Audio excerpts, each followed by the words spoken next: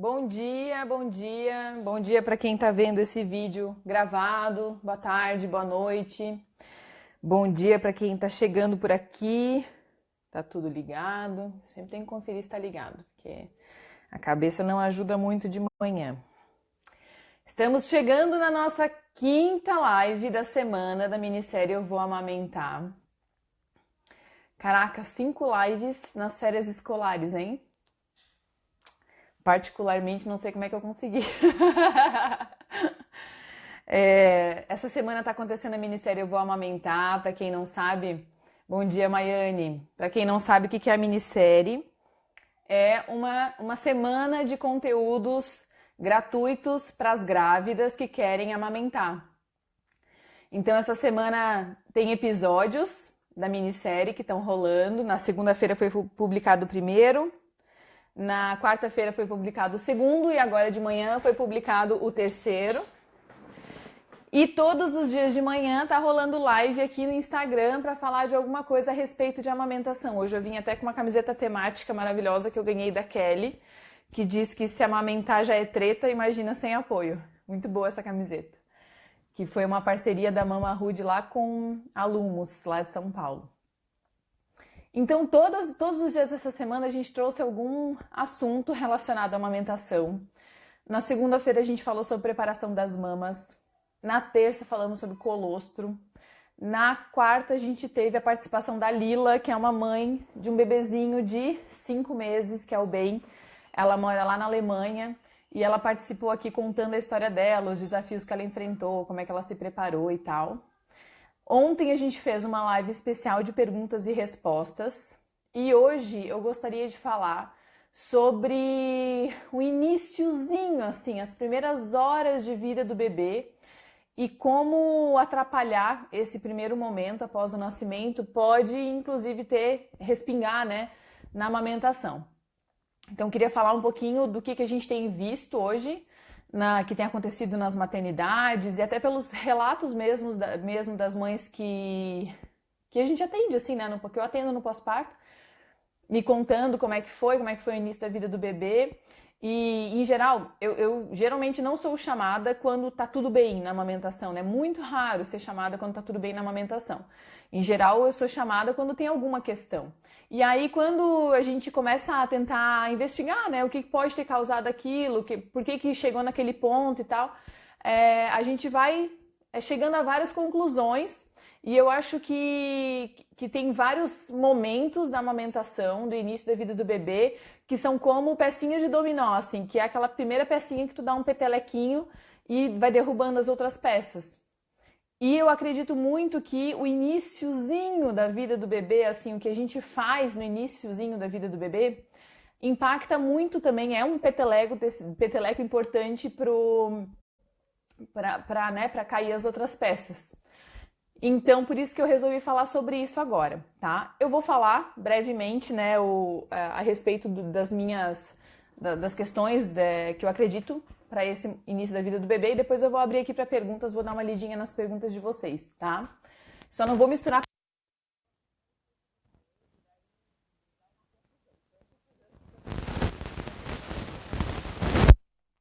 Bom, o neném, a gente está aí gestando o bebê, daí a gente parto, a gente passa por uma cesárea agendada, ou a gente entra em trabalho de parto, passa por um parto normal, ou então por uma cesariana intraparto, e o bebê sai da gente, né? Esse é o primeiro instante da vida do bebê. E o primeiro erro que eu acredito que aconteça nesse momento é a separação da mãe do bebê. E a gente pensa assim que é uma coisa muito besta, assim, né? Ah, separou, mas tudo bem, já voltou, tá tudo certo, voltou 2 horas depois e já entrou em contato com o peito da mãe. E muita gente não sabe o tantão de coisa que a gente perde. Claro.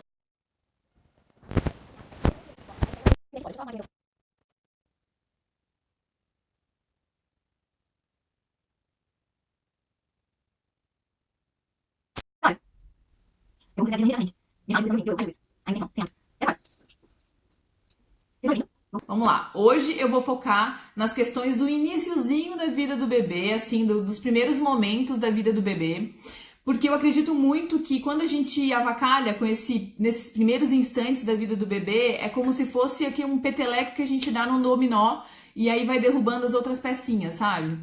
Então, por isso que eu acho que é importante a gente falar. A gente não pode normalizar, a gente não pode achar que tá tudo bem separar a mãe e bebê no início da vida, como se isso não fosse ter nenhum impacto para a amamentação. Isso tem um grande impacto e eu vou explicar para vocês hoje nessa live por quê. Muito obrigada pelos coraçõezinhos, especialmente hoje que tá meio confuso aqui. Tô precisando de coraçõezinhos para sentir que eu não tô fazendo cagada aqui na parte técnica dessa live. Então vamos lá. O primeiro grande problema de separar a mãe e bebê quando o bebê nasce é que, assim, primeiro, o evento do nascimento pro bebê é uma coisa super traumática. Ele não tá entendendo nada que tá acontecendo, né, no nascimento dele. Então, ele tá saindo de um ambiente que ele estava 100% seguro, que ele não precisava pedir por nenhuma demanda, né, ele estava sendo 100% atendido ali dentro da barriga da mãe. E de repente ele nasce e ele precisa respirar sozinho, ele precisa controlar a temperatura dele, do corpo dele sozinho, ele precisa chorar, manifestar a fome dele, né? Então tudo isso, ele precisa se sentir seguro, ele vai ter que dar um jeito de se resolver, né? De se sentir seguro. Então tudo isso é muito difícil pro bebê administrar, né? Ele tá ali com o HD dele vazio e completamente desesperado naquele momento. E quando a gente separa a mãe e o bebê, a gente perde uma série de oportunidades. Porque especialmente os bebês que nascem a termo, né, que são aqueles bebês que nasceram de um trabalho de parto, nasceram de uma cesariana intraparto, ou então um parto normal, esses bebês eles já nascem muito alertas, né, eles estão dispostos, eles estão prontos assim para receber todos os estímulos, para aprender, né. E esses bebês, é muito importante qual é a mensagem, qual é o início de vida que a gente vai promover para eles. Então, quando o bebê nasce, é legal a gente se questionar a respeito do que geralmente acontece, né? Com vocês, pode ser que já aconteceu, se vocês têm outros filhos, né? Estão grávidas do segundo, do terceiro filho, ou então com amigas de vocês. É legal a gente, assim, dar uma recapitulada no que geralmente acontece. O bebê nasce, e aí ele é levado para pesar, medir, em algumas maternidades ainda é rotina, fazer a sucção do narizinho, né? Botar a sondinha ali para sugar o líquido amniótico que estão nas vias aéreas.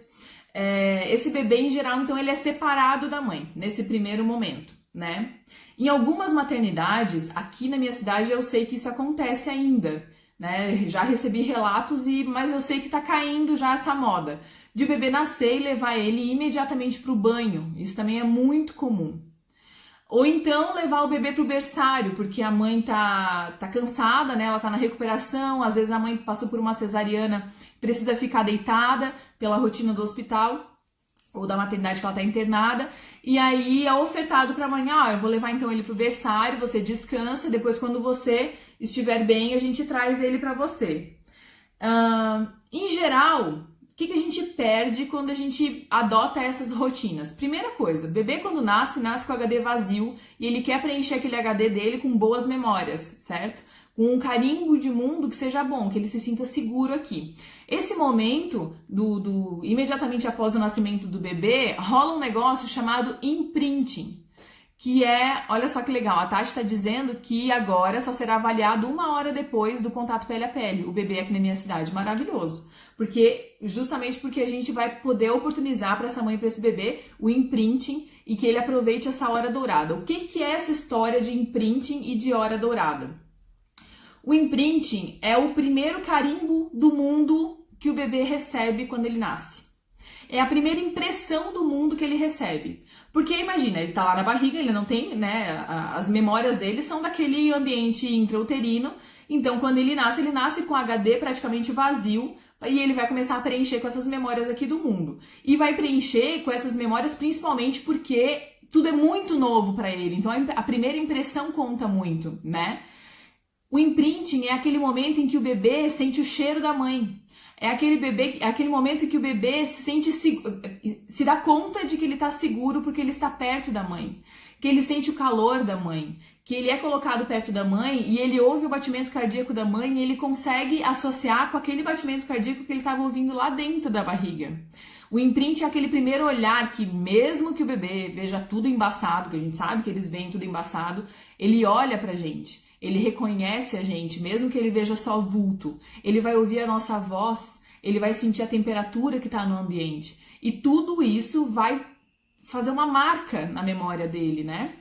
O imprinting, ele é tão importante, eu até comentei em outra live, o imprinting é tão importante que bebês que passaram por nascimentos por algum motivo traumáticos, né, ou mães que passaram por trabalhos de parto traumáticos, às vezes podem sentir as consequências disso na amamentação. Às vezes o bebê pode ter dificuldade para mamar, pode ser um bebê que fica super tenso, que não pega no peito. E existe hoje uma terapia chamada terapia de renascimento, que é, assim, a grosso modo, simular novamente aquele ambiente uterino e o nascimento do bebê. Geralmente se faz isso num ambiente aquático, assim, tipo banheira, chuveiro e tal. E a mãe narra de novo pro bebê o nascimento dele para tentar reprogramar essa memória nele, para que ele se sinta seguro e se sinta à vontade, né? Tranquilo para começar a amamentação. Então essa memória inicial, ela é muito importante. Junto com essa memória inicial, a gente tem um bebê que, se nasceu a termo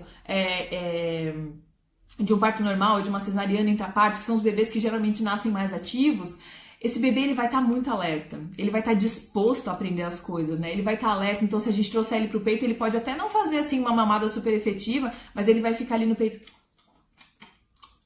né, dando uma lambidinha, reconhecendo o gosto da mãe. É isso que a gente chama de hora dourada. É aquele momento que a gente oportuniza que o bebê tá disposto a aprender alguma coisa e a gente coloca ele no peito para ele aprender o quê? Quem é a mãe, qual é o cheiro da mãe, qual é o gosto da mãe, qual é a cor da areola da mãe, né? Qual é o som da voz da mãe. Essa hora é muito importante. E o que a Tati estava falando aqui, que hoje os procedimentos dos bebês agora vão ser passados a fazer daqui 1 hora, é porque, em geral, essa hora dourada, ela é do momento do nascimento até mais ou menos 1 hora. É claro que vai ter bebê que vai dormir 20 minutos depois, vai ter bebê que vai dormir 1 hora e meia depois, né? Mas estipulou-se que a hora dourada é esse primeiro momento e para ser seguro até 1 hora depois. Então, fazer os procedimentos no bebê depois dessa 1ª hora é muito melhor, porque daí a gente garante que ele fique com a mãe nessa 1ª hora de vida. Ah, mas e daí não tem problema pesar, medir o bebê só 1 hora depois? Será que tem? Claro que não. Que diferença vai fazer no peso do bebê agora ou daqui 1 hora? Diferença nenhuma.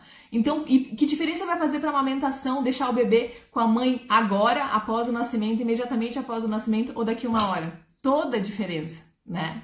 Então a gente precisa permitir, oportunizar que essas famílias se reconheçam imediatamente após o nascimento para formar boas memórias, para deixar esse bebê tranquilo, né? Ah, isso pode ser feito só com um parto normal? Não. Não é feito só com parto normal. Um tempo atrás se fazia só com parto normal, mas hoje a gente já sabe que isso pode ser feito com mães que passaram por cesariana. Não tem, a não ser, claro, que essa mulher vá para UTI, sei lá, deu um problema, né, depois da cirurgia dela, e ela vá precisar de uma observação mais rigorosa. Mas aquela mulher que passou por uma cesariana, fez toda a sutura ali, depois foi para recuperação, ela pode levar o seu bebê e ela pode ficar, né, curtindo a hora dourada ali com o seu bebê. Quando a gente separa mãe e bebê, além de a gente perder essa oportunidade de fazer a hora dourada, de esse bebê aproveitar esse momento que ele está tão alerta, né, para criar boas memórias, a gente, promovendo essa separação, a gente promove uma série de outras coisas, como, por exemplo, o aumento do índice de oferecimento de complemento para o bebê. Porque imagina, se o bebê acabou de chorar, ele não está entendendo nada, está desesperado, pode até ser que ele durma, mas as chances são de que ele também se desespere nesse berçário. Um bebê desesperado no berçário acorda os outros bebês e desespera os outros bebês. Para a gente não deixar esse bebê acordado, desesperado, o que a gente faz no berçário? Oferece complemento para que ele faça a digestão daquele complemento ali e acabe dormindo, porque ele tem que gastar energia para digerir o complemento. Será que esse complemento na maternidade, mesmo que em pequeníssimo volume, ele impacta na amamentação? O que vocês acham? Vou até esperar vocês responderem. Porque muita gente pensa assim, mas foi só na maternidade. E aí depois eu não entendi porque ele não quis pegar, porque foi só uma vez que ele recebeu o complemento, assim. E depois eu percebi que ele estava muito sonolento, que ele não estava interessado no peito, mas o complemento foi uma vez só lá na maternidade. Gente, impacta muito. Porque imagina só, se o bebê nasce, ele tem um estômago de 5 a 7 ml. E ele recebe um complemento na seringa ou no copinho de 5 a 7 ml. E ele teria naquele momento que ele nasceu o interesse de vir para o peito, só que daí ele foi separado da mãe, ele recebeu o complemento e além de ele preencher o volume gástrico dele, ele recebeu uma substância que o corpo dele não foi feita para digerir, né? Ele vai ter uma certa dificuldade. Tudo bem, as fórmulas são maravilhosas, é feito né, é um leite da vaca melhorado para os bebês, não tem isso é inquestionável. Mas mesmo assim, mesmo sendo um leite da vaca melhorado, ele é uma proteína de leite de vaca, que é uma proteína muito maior, que o bebê demora muito mais para quebrar, demora muito mais para digerir. Se ele demora para digerir, ele vai gastar mais tempo, mais energia, então ele vai ficar dormindo. E quais são as chances de ele não ter interesse de vir para o peito naquele momento que ele deveria vir? Porque ele deveria vir mamar o colostro, porque mamando o colostro com frequência, ele estimula a produção do leite da mãe e faz com que a mãe, faz com que o leite da mãe desça mais rápido. Então, assim, com certeza tem impacto aquele oferecimento de fórmula lá dentro da maternidade. Então, a gente está separando esse bebê, tá deixando, além de estar deixando ele... Além de não estar oportunizando que ele pegue no peito da mãe para estimular a produção da mãe, a gente ainda está enchendo a barriga dele com outra coisa que está fazendo ele dormir muito mais. Então isso vai ter impacto sim no momento que ele vier para o peito da mãe, ele vai estar obviamente muito menos interessado porque ele está gastando toda a energia dele para digerir aquele complemento. Além disso, a gente perde a oportunidade de fazer uma coisa que eu considero que é uma das coisas mais fantásticas para fazer depois que o bebê nasce, que é um negócio chamado contato pele a pele. Vocês já devem estar familiarizadas com esse conceito de contato pele a pele. Às vezes a gente não se dá conta de todos os benefícios do contato pele a pele para a mãe e para o bebê. Então por isso que eu vou falar a respeito dele aqui. O contato pele a pele não é simplesmente colocar o bebê em cima da gente, né? Ele não é um ato tão simplório assim como a gente pensa às vezes. Tem muita gente que fala, eu queria fazer contato pele a pele, mas aí assim, eu fico meio constrangida porque eu vou começar a receber um monte de visita assim que meu bebê nascer, então eu prefiro botar uma roupinha nele e botar uma roupa em mim. Se a gente for parar para pensar bem a respeito dos benefícios do contato pele a pele, a gente nem aceitaria que a visita viesse nos visitar imediatamente após o parto. A gente ia dizer para as pessoas, olha, agora é o momento do meu contato pele a pele. Agora é importante ficar sozinha com meu bebê. Eu me sinto constrangida, ou né, se não se sentir, tá tudo bem também. Mas eu me sinto constrangida, eu não quero receber nenhuma visita agora. Porque esse momento eu preciso priorizar o bem-estar do meu bebê. O que acontece quando a gente bota o bebê perto da gente, peladinho, em cima da gente, imediatamente após o nascimento? A transição de dentro do útero para cá é muito menos traumática, né? Imagina só, compara a transição do útero para um banho, para uma roupa, e a transição do útero para o contato imediato com o corpo da mãe. Qual que é mais gostoso? Contato imediato com o corpo da mãe, né? Além disso, quando a gente transforma esse momento num momento mais gostoso para o bebê, a gente ainda começa a fazer vários favorizinhos para o bebê. Imagina só que ele nasceu e ele estava respirando pelo cordão umbilical até então. E quando ele nasceu, ele teve a obrigação, quando parou de pulsar o cordão, ele teve a obrigação de respirar sozinho. Cara, um bebê que nunca respirou sozinho e a partir de agora tem que começar a respirar sozinho, isso é uma grande responsabilidade para ele. A gente pode aliviar um pouco a barra dele. Então, se ele já tá tendo que fazer tantas coisas importantes sozinho, por que a gente não ajuda ele no restante? Ele estava lá dentro do ar-condicionado do nosso útero, né? Ele não precisava regular a temperatura, tinha temperatura ali de 36 graus sempre. E de repente ele nasceu naquele ambiente gelado ou naquele ambiente super quente. Ele vai ter que dar conta de regular a temperatura dele sozinho. Por que a gente não pode ajudar ele nisso? E colocar ele aqui perto da gente e a gente regular a temperatura dele por um tempo até que ele consiga dar conta de fazer isso sozinho. Tá vendo? É uma das coisas que a gente pode fazer pelo bebê. Regular a temperatura dele com o contato pele a pele. Quando a gente regula a temperatura do bebê com contato pele a pele, ele vai gastar muito menos energia para regular sozinho.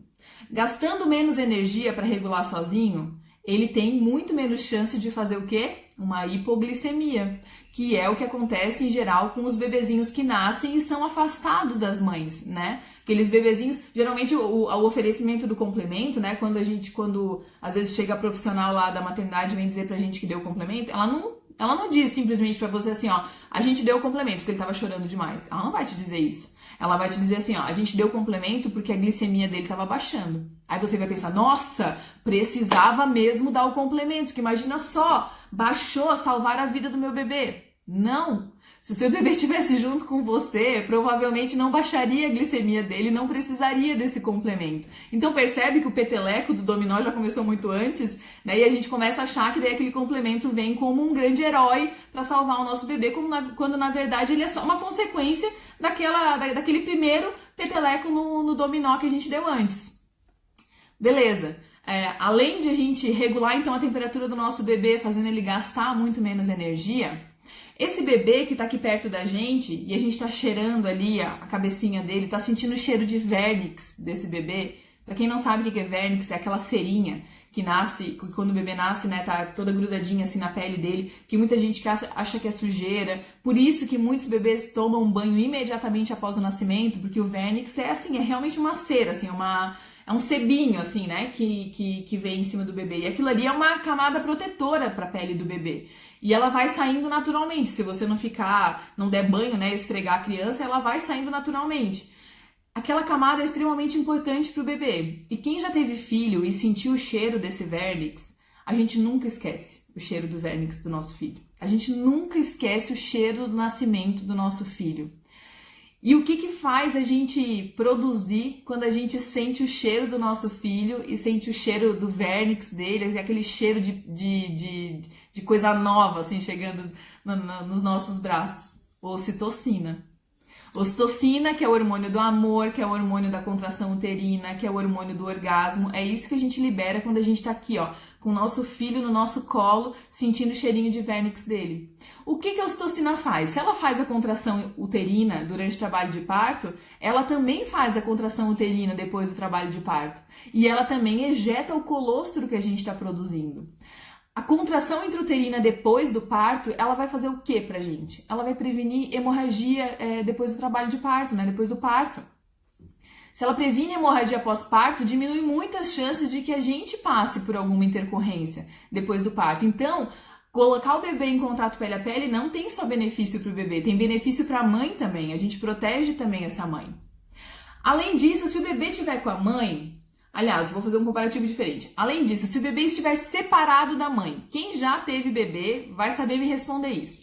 Se você está separado do seu filho está lá no berçário, sei lá, levar o bebê para pesar, medir e tal, e você ouve um choro do bebê.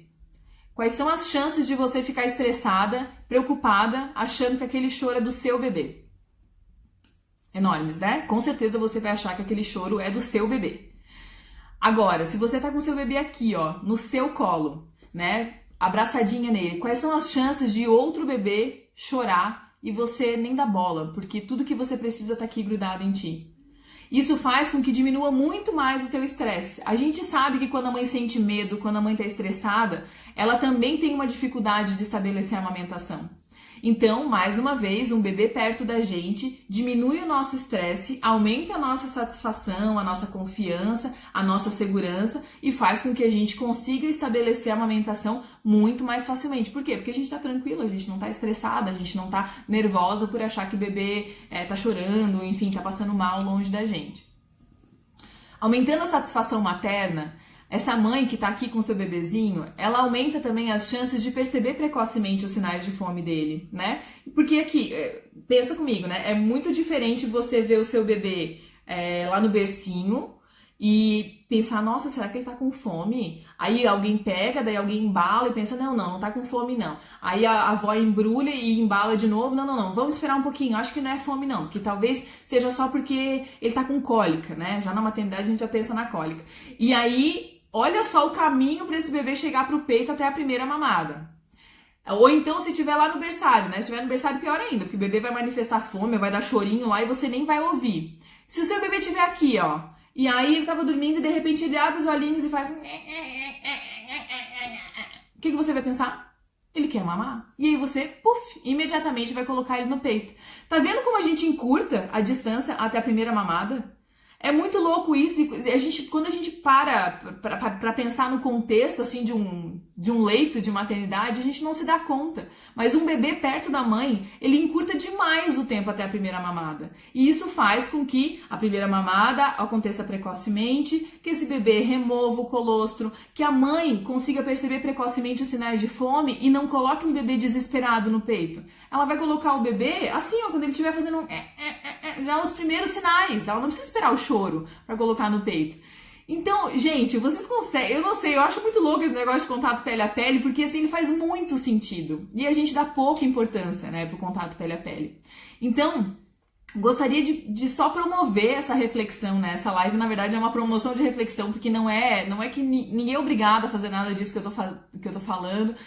Mas o que eu quero trazer aqui pra vocês é que vocês entendam a importância de manter o bebê perto da gente depois do nascimento e os grandes impactos que isso vai ter na nossa amamentação, né? No início da vida do nosso bebê, tá?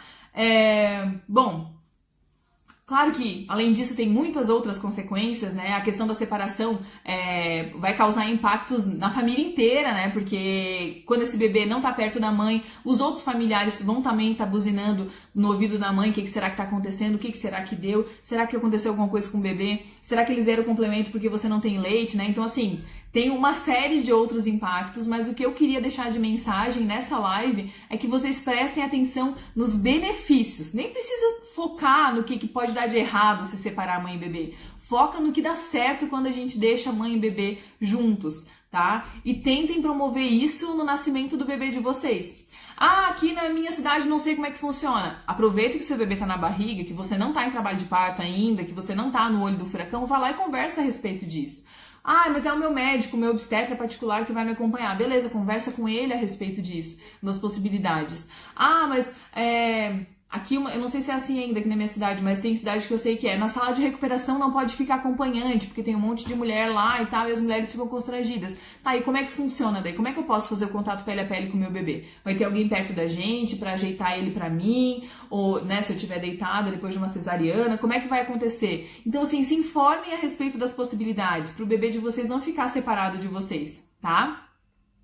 Eu vou aproveitar agora e ler os comentários de vocês aqui. E vou começar a responder então as perguntas que foram feitas aqui ao longo da live, tá? Peraí. Tô chegando. Podem ir fazendo perguntas aí, tá bom? Que eu já chego lá. Bom dia.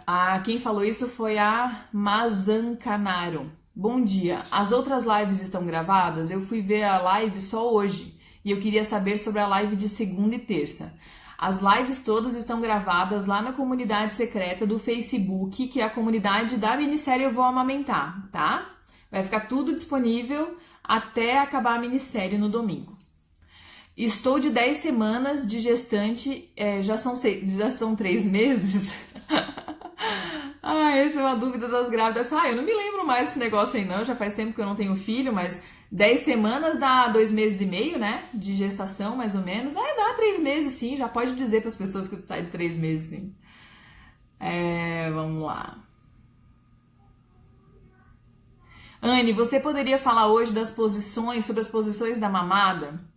Quem falou isso foi a Bebirelo.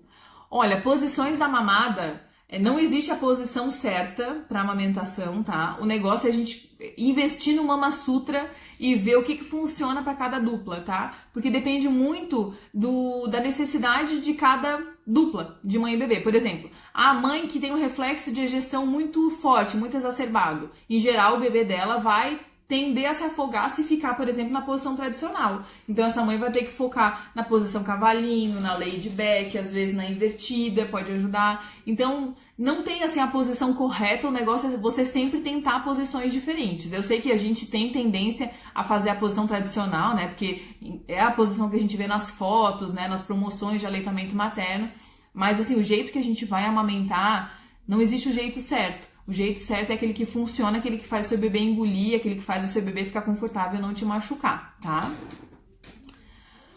E aí começou a falhar, e aí, beleza. Meu bebê faz mama mais complemento desde 1 mês e hoje eu tenho certeza que a culpa foi dos primeiros dias na maternidade. Obrigaram a dar o suplemento quando ele fez fototerapia e diminuiu a glicemia. Olha aí.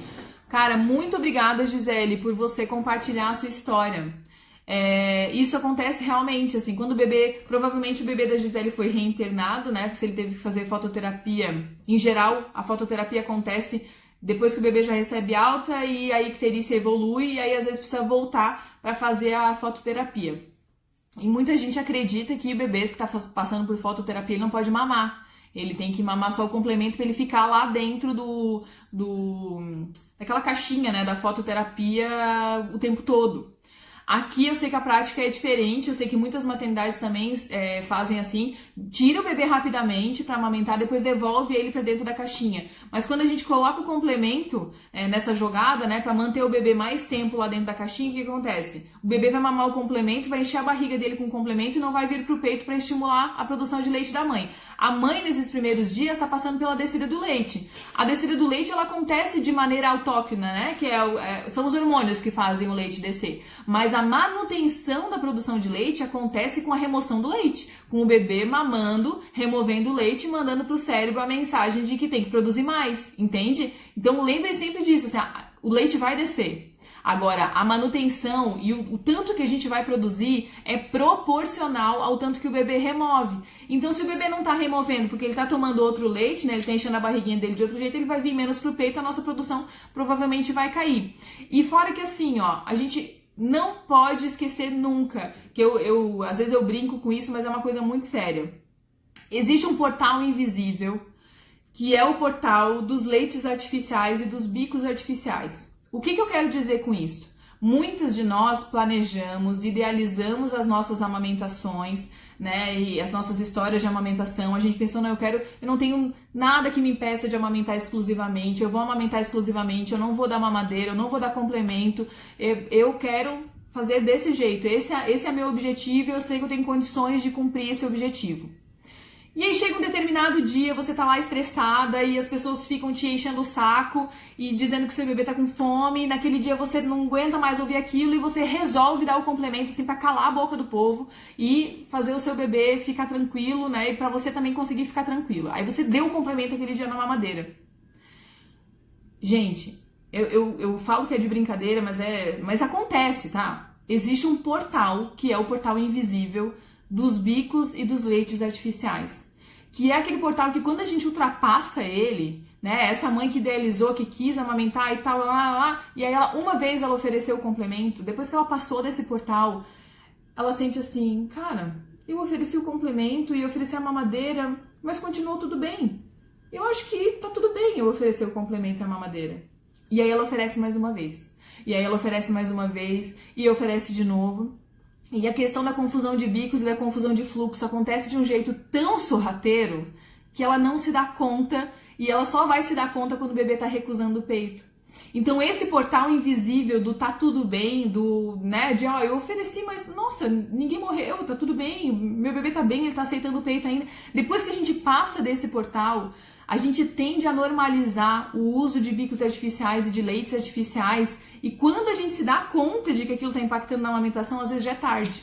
Às vezes é um bebê que já está recusando o peito, às vezes é uma produção do leite da mãe que já está afetada. Vocês entendem o que eu quero dizer com isso? Não é um julgamento, tá, gente? Não é mesmo? Mas é que é uma coisa que eu vejo na prática que acontece. Mães que tiveram assim, que eram aquelas mães que a gente chama aqui na minha cidade de mãe faca na bota, assim, sabe? Aquela mãe que dizia, não, eu não vou, eu sei que eu consigo amamentar, eu sei que eu tenho condições, e de repente, quando ela abre uma exceção, aí ela vai abrindo mais uma, e mais uma, e mais uma, e os familiares também muitas vezes vão incentivando, por quê? Porque a avó também quer dar a mamadeira. Porque o pai às vezes sentiu que foi legal ele dar a mamadeira, porque o bebê olhou nos olhos dele quando ele deu a mamadeira. Então as pessoas ao redor também vão incentivando aquela mãe que, tá tudo bem, ele mamou a mamadeira, mas ele pegou o peito depois, e vai indo, e vai indo, e vai indo, e quando ela se dá conta, já impactou na amamentação de um jeito que às vezes é até impossível de reverter. Então, isso que a Gisele falou aqui é uma dessas coisas, assim, que quando a gente oferece o complemento, a gente começa a pensar, cara, mas será que então meu bebê precisa mesmo desse complemento? Talvez a Gisele ou outras mulheres que chegaram em casa, que tinham seus bebês que na maternidade estavam recebendo complemento, quando chegou em casa o bebê chorou, às vezes a avó da criança falou, o marido falou, mas lá ele tava tomando mamadeira, será que o teu leite é o suficiente? Porque lá ele tava no teu peito na mamadeira, e agora? Eu acho que tem que manter isso aqui em casa também. Então vocês entendem como isso vai afetando a confiança da gente com relação à amamentação? Vai inevitavelmente afetar, tá? E aí, por consequência, afeta também a produção. Aí aqui o povo não tava escutando. Vamos ver. Aqui, voltou.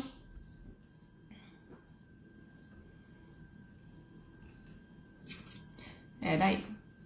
Anne, boa... Ah, tá, isso foi a Tati que falou. Boa notícia, agora o bebê só será avaliado 1 hora depois. E olha só, essa boa notícia que a Tati trouxe é uma grande ideia também para quem tá grávida, né? Conversem com os pediatras que vão... Se vocês têm já o pediatra, né, que vai acompanhar vocês no pós-parto, converse com ele se é possível, né? Pesar, medir o bebê 1 hora depois. O acompanhante fica com a mãe, inclusive, na recuperação. Gente, que evolução! Maravilhoso. Tem necessidade de acordar o bebê durante a noite para mamar? Quem perguntou isso foi a Vanessa Lui. Vanessa, assim, ó. Eu acredito muito na livre demanda, tá? Eu acho que quem tem que decidir quem é a hora de mamar, é a hora de, né, de acordar e de dormir e tal, é o bebê. O nosso papel é garantir que esse bebê esteja mamando efetivamente, né? Só que, na minha realidade e na realidade de muitas de nós que estamos aqui nessa live, os bebês às vezes não se tocam que nasceram. Especialmente aqueles bebês que nasceram de cesáreas agendadas. Às vezes eles não se tocam que eles nasceram. E são bebês que tendem a dormir mais, por eles não terem passado pelo trabalho de parto, né? Não terem dado aquele start de quero nascer, estou pronto. Às vezes é um bebezinho que vai dormir mais. E junta esse bebê que dorme mais com uma mãe que tá cansada e que quando recebe visitas fica ouvindo das pessoas assim, e aí, ele dorme bem? E aí, ele tá dormindo bem? Tá dormindo a noite toda já? E aí a mãe começa a achar que ele realmente tem que dormir a noite toda, que esse é o jeito certo do bebê funcionar. Então eu acho que essa combinação, especialmente nos primeiros 15 dias de vida, ela é muito perigosa. Essa pressão externa para o bebê dormir bem, um bebê que já veio sonolento e uma mãe que está cansada. Então, nos primeiros 15 dias de vida, eu não acredito em livre demanda. Eu acredito que a gente precisa estipular o tempo máximo de intervalo de mamada, que eu acredito que para os bebês saudáveis, né, 3 horas é o suficiente. Então, assim, se o seu bebê acordar antes de 3 horas, ótimo. Não acordou até 3 horas, nos primeiros 15 dias de vida, que é o tempo que ele demora para recuperar o peso de nascido, acorde ele. Ah, como é que eu acordo? É passando água gelada na cara? Tirando a meia? Não, você acorda trocando a fralda, provavelmente ele vai ficar mais ligado e aí você traz ele pro peito. No peito, você mantém ele ativo também, fazendo compressão mamária, né, fazendo com que ele fique interessado. Eu não acredito que a gente precise encher o saco do bebê, não é esse o objetivo, porque o bebê que a gente enche o saco, fica mexendo, fica pegando, é um bebê que vai se irritar na mamada. O que a gente precisa é deixar ele interessado. O bebê fica interessado à medida que tem fluxo bom na boca dele, tá? E respondendo, dei uma enrolada aqui para responder uma coisa simples. Nos primeiros 15 dias eu acredito que a gente precise sim acordar o bebê caso o bebê faça intervalos maiores do que 3 horas durante o dia e 5 horas na madrugada, se for um bebê saudável.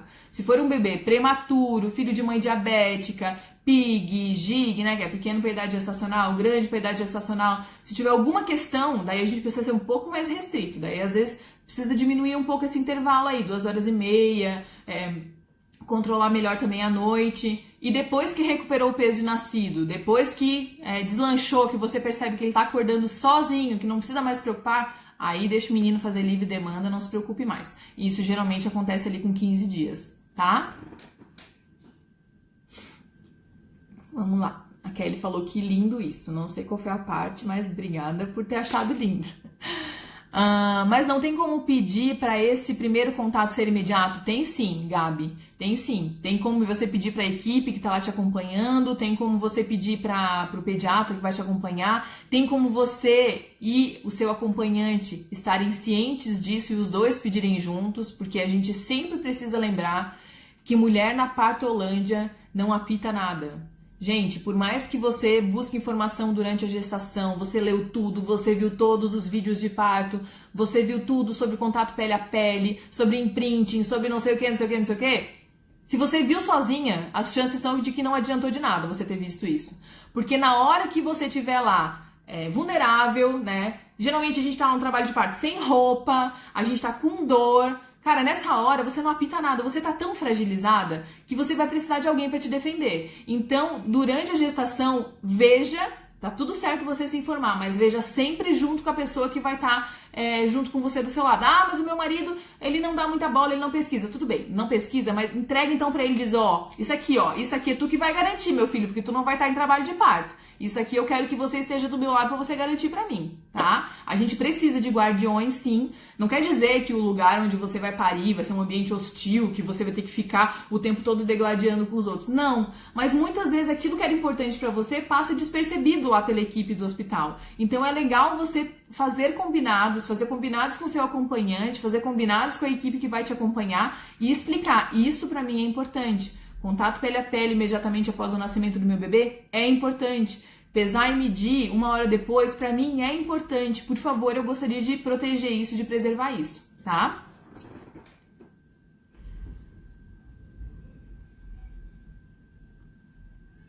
Aí, ó, com certeza impacta. Caramba, nem imaginava que isso acontecia, a Gabi disse.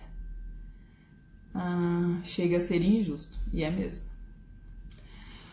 Anne, minha bebê nasceu na segunda-feira. Está mamando super bem, mas estou preocupada com a pega. Tá muito no bico. Vivian, pro bebê pegar direitinho, ele tem que fazer a parte dele, que é abrir a boca, e a gente tem que fazer a nossa parte de tentar diminuir, reduzir a área ali do mamilo e da areola para caber na boca do bebê. Então, nesse encaixe, não adianta só a gente botar o bebê aqui... Peraí. Não adianta só a gente colocar o bebê na frente do peito e deixar ele fazer do jeito que ele quiser e ele vai pegar só a pontinha, ele vai pegar só o que é mais fácil pra ele, tá? Então, pro bebê mamar bem, pro bebê pegar bem, a gente primeiro precisa que ele abra o bocão e como o bebê nasce com um reflexo de busca, quando a gente toca aqui, ó, no lábio superior dele, ele vai ficar... Ele vai buscar, ele vai tentar achar aquilo que você tá tocando. Então, ele vai abrir um bocão. E além disso, a gente precisa diminuir essa região aqui, né? Fazer uma preguinha, fazer um sanduichinho. Então, tá vendo? Que é um encaixe, é quase um quebra-cabeça, assim. Então, você toca aqui no lábio superior dele, ele vai... E aí você coloca o sanduichinho dentro da boca dele, tá? Isso geralmente faz com que a pega esteja correta. O que a gente não espera nessa fase? Que o bebê pegue sozinho. Tudo bem se ele pegar. Tem bebê que nasce abrindo um bocão assim que não dá nem pra acreditar, mas eles são raros, tá? Se o bebê pegar sozinho, se você só expor a mama e esperar o bebê fazer, sabe o que ele vai fazer? Ele vai escalar, ele vai fazer assim, ó. E aí, nessa escalagem que ele faz, ele machuca a ponta do mamilo. Ou então, às vezes, ele nem consegue abrir a boca, ele fica só ali na ponta do mamilo mesmo. Isso vai ter consequência não só na tua dor, no teu conforto, né, na lesão no teu mamilo, mas também na extração dele. Porque o bebê precisa abrir a boca pra colocar a língua pra fora, extrair o leite, né? Se ele tiver com a boquinha pequena, ele mesmo não vai conseguir extrair o leite. Então, só tem vantagem a pega correta, né, do ponto de vista da mãe e do bebê, tá? Mas o negócio é aproveitar os reflexos. Toca aqui com o teu mamilo e o teu mamilo tenta diminuir a área da areola pra caber na boca do teu bebê. Anne, a mãe pode estar usando pelo menos um top? Pode, pode sim. Não tem problema não. Quer dizer, na maioria das maternidades eu acho que pode, né? Assim, só calcinha é legal evitar porque, né, senão o bebê vai ter uma barreira ali pro bebê, vai nascer dentro da calcinha. Mãe, Anne, e se o bebê nasce no inverno? Olha, aqui na maternidade aqui de Lages, né, que é a minha cidade, é na Serra Catarinense aqui. Então é frio aqui no inverno. Eu acredito que tem aquecedor dentro da sala de parto e da sala de pré-parto tem aquecedor. Meus filhos não nasceram aqui, mas eu sei que aqui eles promovem assim um ambientezinho mais gostosinho, né, para tentar fazer com que esse bebê não tenha que gastar tanta energia assim para se regular, né, para regular a temperatura dele.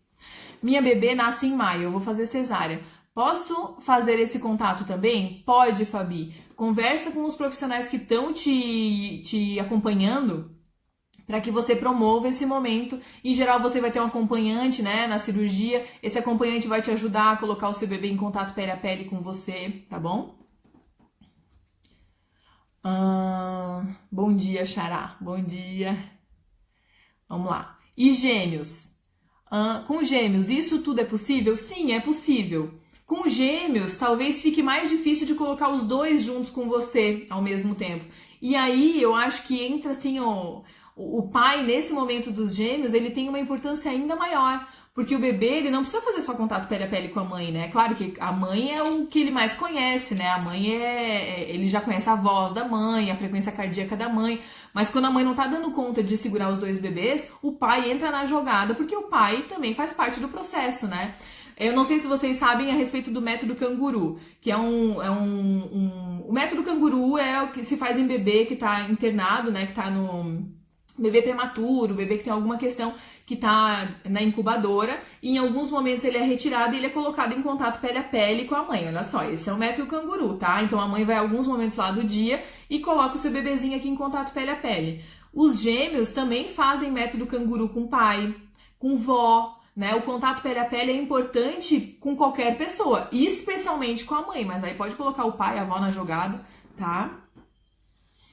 Tive minha bebê em casa e foi a maior experiência da minha vida. A hora dourada foi incrível. Não, olha, realmente assim, quem tem experiências de parto, né, teve uma assistência ao parto respeitosa, de modo que você foi a protagonista do seu processo de parto, é uma experiência avassaladora, assim, é uma coisa muito poderosa mesmo. Quando a gente pare o nosso filho, traz o bebê pro nosso peito, o sentimento é muito aquele de que, olha, o mundo agora pode acabar porque eu tô realizada, tudo que eu queria tá aqui.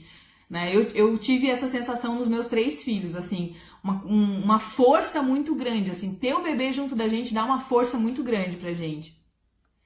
Anne, ele pode mamar antes de pesar? Pode. Lembra assim, ó, Jéssica, ele vai mamar, mas ele não vai mamar super efetivamente, e tudo bem também se ele mamar super efetivamente. Mas o que ele vai fazer nesse primeiro momento é reconhecer. Então ele vai vir pro peito e ele vai ficar ali. Ele não vai fazer muita coisa, sabe? Tem bebê que pluga, que mama, mas o colosso também sai em pequeno volume, então ele não vai mamar, assim, né? Ele vai reconhecer muito mais. Anne, parece loucura, mas ouvindo você falar, parece que o meu seio está enchendo. Gestante de 36 semanas emocionada. Olha, mas assim, ó, se você me ouvindo produziu ocitocina, pode ser que você sinta algum reflexo aí mesmo. Estou de 10 semanas de gestante, já são 3 meses? Eu acho que essa eu já respondi. Ano, suas encenações de bebê são as melhores. Eu tenho minhas dúvidas com relação a isso, mas eu preciso imitar, né? Porque a gente tá falando de bebê. Tem necessidade... isso eu já falei. Queria saber se o leite empedrar, o que eu posso fazer. Kelly, assim, ó, na descida do leite, a nossa mama passa por um processo de começar a produzir o leite de transição, né? Ele tá deixando de ser colostro e passando a ser leite. E além disso, aqui nos nossos ductos está começando a passar volumes maiores e isso causa na nossa mama uma inflamação fisiológica, tá? Então, quando a gente fala assim, ó, começou a descer o leite empedrou e aí eu peguei a bombinha para extrair todo o leite, para esgotar. Cara, se você pegar a bombinha para tentar esgotar uma mama que tá começando a descida do leite, você não vai tirar quase nada, vai tirar 10 ml e vai se desesperar, porque a mama está passando por um processo fisiológico. De inflamação, né? Neste momento, o que a gente precisa fazer? Colocar o bebê para mamar, com frequência, tá? O bebê vai extrair o leite que tiver ali dentro, naturalmente, com o passar dos dias, vai também diminuindo essa sensação de inflamação. Se o bebê mamar com frequência, mamar efetivamente, dificilmente a sua mama vai empedrar depois, né? Dias depois. Porque bebê que consegue remover o leite da mama, deixa a mama da mãe macia, e aí faz com que o leite não pare ali e não empedre. Mas intervalos de mamada controlado, né? Tipo, meu bebê só mama de 3 em 3 horas. Isso pode fazer com que o seu peito encha pra caramba. Oferecer um peito por mamada. Isso pode fazer com que aquele peito que ficou 6 horas sem ser estimulado, né? Encha pra caramba. Toda vez que o seu peito encher pra caramba, ele pode empedrar. O que você vai fazer para desempedrar? Prioridade master. Dá uma massageada para amolecer essa região do mamilo e areola para o seu bebê conseguir abocanhar e faz o bebê mamar. Bota o bebê abocanhadinho aqui de modo que ele consiga pegar, né? Porque às vezes fica tão esticado que nem o bebê consegue dar conta de pegar. Então a gente precisa massagear para amolecer essa região aqui para o bebê conseguir pegar. Taca a teta no bebê, surra de peito no bebê para o bebê conseguir extrair aquele leite que tá parado ali, tá? Então essa é a prioridade número 1. tem muita gente que acha que a mastite, por exemplo, é uma coisa que era inevitável. Ai, me deu até mastite. Cara, deu mastite porque o leite ficou parado aí dentro do teu peito. Se tinha uma fissura na ponta do mamilo, pior ainda, porque daí a bactéria entrou por aquela fissura e causou uma infecção dentro da tua mama. Mas o start, né, ó, o peteleco do dominó é leite parado na mama, tá? Então, parou o leite na mama, a mama tá super dura, que você não consegue nem abraçar as pessoas, taca a leteta no bebê, porque o bebê precisa extrair aquele leite, tá? Lembra que a livre demanda, ela não serve só pro bebê. A livre demanda não é só a favor do bebê, pro bebê mamar a hora que ele quiser. A livre demanda também serve pra gente oferecer o peito na hora que a gente tá precisando, porque o peito tá cheio demais, tá? Minha primeira experiência foi há 8 anos atrás e foi muito traumática, pois o meu bebê nasceu e foi direto pra UTI. Hoje estou na segunda gestação e penso muito nesse contato mãe e bebê logo que nasce. É isso mesmo, Maiane. E ó, faz toda a diferença. E mãe de segunda viagem, assim, já traz na bagagem uma segurança diferente, sabe? Quando a gente tá no primeiro filho, a gente tá tão desesperado pra fazer aquilo dar certo que a gente topa qualquer negócio. Quando a gente tá no segundo filho, a gente já vê que, né, a criança sobreviveu, né, tô segura, acho que eu sei fazer esse negócio de ser mãe. Aí a gente também vai ficando mais segura pra testar, pra deixar o bebê no peito mais tempo, pra fazer aquilo de maneira mais natural, sabe? Menos, assim, com regra, assim, né? Como a gente faz na primeira gestação. A minha está com 47 dias. Ai, peraí que eu acho que cortou a mensagem. Bom dia. No caso do contato pele a pele, sobre a temperatura do ambiente, tipo a cabecinha, pode colocar alguma touquinha? Pode, aham. O bebê, ele perde, né, calor pelas extremidades. Então a cabecinha vai ficar geladinha, as mãozinhas, os pezinhos vão ficar geladinha. Eu não sou obstetra, né? Tem muita gente que fala que não tem problema do bebê, né? Não imediatamente após o nascimento. Imediatamente após é legal deixar ele sempre bem cobertinho. Mas depois, nos primeiros dias, não tem problema o bebê ficar sem touquinha. Então você pode botar um paninho, uma touquinha e tal. Só evita colocar luvinha, porque quando a gente bota luva, a gente tira do bebê a possibilidade de tatear a gente, né? De pegar na gente. Muita gente fica naquela pira da luva, porque nasceu com a unha grande, porque não sei o quê. Cara, é melhor um bebê com a unha grande, dando um arranhãozinho de vez em quando, do que um bebê com a luva que tá ali engessado, não consegue sentir nada. E o tato pro bebê é muito importante. Infelizmente, não tive esse contato. Meu bebê nasceu prematuro e levaram ele rapidamente. Como prematuro, esse contato pode acontecer? Em geral, se o seu bebê precisar de algum cuidado médico, não, com certeza. Foi o melhor, foi a sua equipe, né? A equipe que atendeu você. Se a equipe percebeu que o seu bebê precisava de contato, precisava de cuidados especiais, eles não vão permitir que faça contato pele a pele, porque a nossa prioridade é o bem-estar do bebê, né? A gente não pode colocar o contato pele a pele em detrimento do bem-estar do bebê. O que adianta um bebê que tá mal, né, no contato pele a pele, se ele poderia estar bem em outro lugar? O contato pele a pele, ele serve apenas para quando o bebê estará melhor aqui do que em qualquer outro lugar, né? Introdução alimentar versus amamentação. Novo desafio, peito duro de leite. Bota esse bebê pra mamar. Minha bebê está com 47 dias e até agora não acerto a pegada. Alguma dica? Olha, Carla, talvez você tenha visto ali o que eu falei antes da pega, tá? E se fazendo todo esse passo a passo, como a sua bebê já tem 47 dias, levar de repente no pediatra, dar uma avaliada na língua, ver se a língua não tá impactando nessa pega, tá?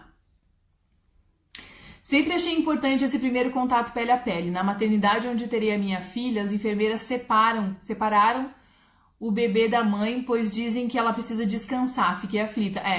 Mas sabe o que acontece?